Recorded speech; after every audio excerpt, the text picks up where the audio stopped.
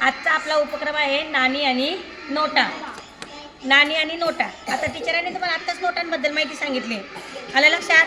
टीचरांनी तुम्हाला ओरिजिनल नोटा आणि नकली नोटा हे पण दाखवल्या. आता माझ्या हातात काय आहे? नकली नोटा आहे, पण मग टीचरांनी तुम्हाला ओरिजिनल नोटा दाखवले.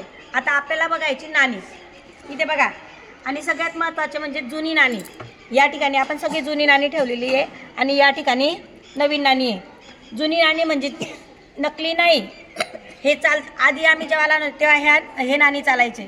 तर बघा या ठिकाणी बघा दिसतंय तुम्हाला 1 पैसा. काय आहे? 1 पैसा. बघा हा कोणता आहे? 1 पैसा.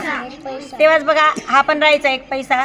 नवीन निघाले होते तेव्हा, जेव्हा आम्ही खूप लहान होतो तेव्हा, आमच्या आजी आजोबा होते तेव्हा. त्याच्यानंतर बघा 2 पैसे. बघा हे पण 2 प्रकारचे 2 पैसे. त्याच्यानंतर बघा 10 पैसे. किती आहे? 10 पैसे.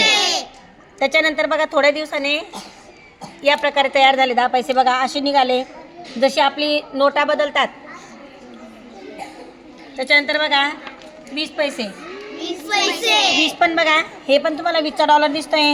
20 पैसे, 20 रुपये नाही. हे किती आहे? 20 पैसे. आता आपण काय बघतो? 20 रुपये. आता आपला कोणता 20चा डॉलर आहे? 20ची नाणी आहे. हे काय आहे? 20 पैसे. आणि हे बघा हे पण 20 पैसे. म्हणजे याच्यात पण 2 प्रकार असायचे अगोदर.